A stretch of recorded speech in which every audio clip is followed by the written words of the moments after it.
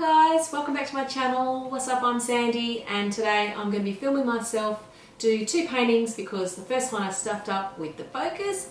I'll still put it in, parts of it anyway, and the second one is all in focus, so I did them both the same so you get to see them what they look like. Basically that's it. I'm using my Miya HIMI gouache paints, which I know many of you are interested in. They are very dried and cracked, but they're still really great to use and have a lot of fun using them.